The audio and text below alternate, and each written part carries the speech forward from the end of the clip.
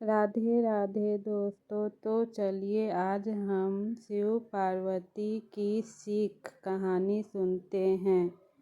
शिव जी और देवी पार्वती की सीख। अकेले में ज़्यादा भटकता है मन, गलत विचार आते हैं, लेकिन हमें अपनी भावनाओं पर काबू रखना चाहिए। देवी पार्वती और शिव जी से जुड़ी कथा है। देवी सती ने देह त्याग दी थी और सती के वियोग में शिव जी ध्यान में बैठे हुए थे। एक दिन शिव जी के पास हिमाचल राजा और उनकी पुत्री पार्वती पहुंच गई। हिमाचल राजा के मन में था और पार्वती जी भी चाहती थी कि मेरा विवाह शिव जी के साथ हो जाए, लेकिन शिव जी तो तप कर रहे थे। सती के बाद वे दोबारा विवाह करना नहीं चाहते थे। आप यहाँ तप कर रहे हैं, यहाँ आपका ध्यान रखने वाला कोई नहीं है। मैं चाहता हूँ कि मेरी पुत्री पार्वती यहाँ रहकर आपकी सेवा करे। पर्वतराज हिमाचल राजा ने शिव जी से कहा,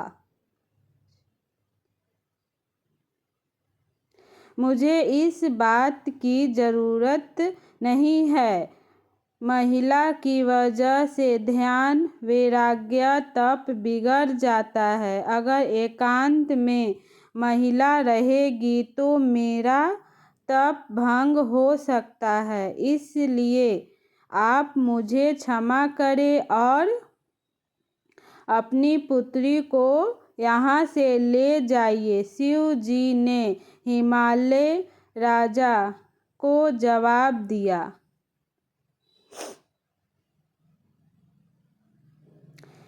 हिमालय राजा और शिव जी की बातें देवी पार्वती बहुत ध्यान से सुन रही थी।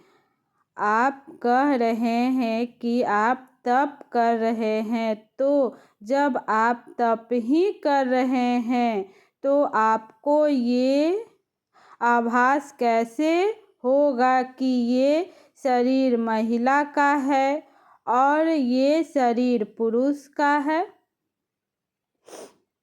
पार्वती जी ने शिव जी से पूछा।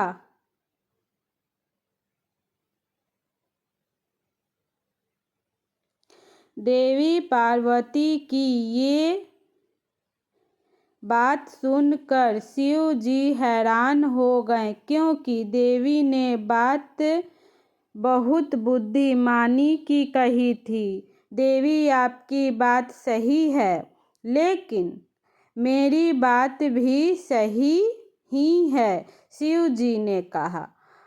इसके बाद शिव जी ने हिमाचल राजा से कहा कि आप चाहे तो समय समय पर कुछ देर के लिए देवी पार्वती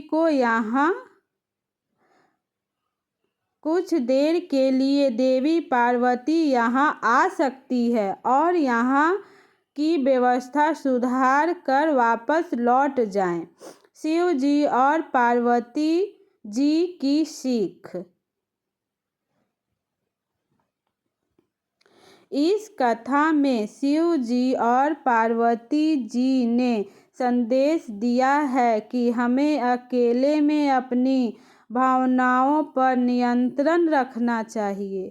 अकेलेपन में ही व्यक्ति की भावनाएं गलत दिशा में भटकती है, बुरे विचार जागते हैं। इसलिए एकांत में भावनाओं पर नियंत्रण रखें। जो लोग पूजा पाठ, तप और ध्यान करते हैं, उन्हें पूरी तरह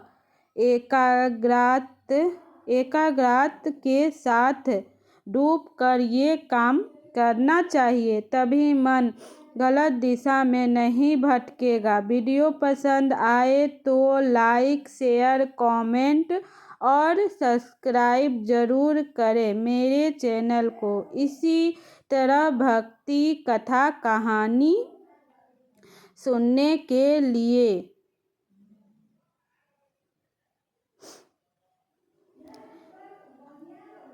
मेरे चैनल को आप सभी ज़रूर सब्सक्राइब कर लीजिएगा। और फिर से वीडियो देखने के लिए आप सभी को बहुत बहुत धन्यवाद।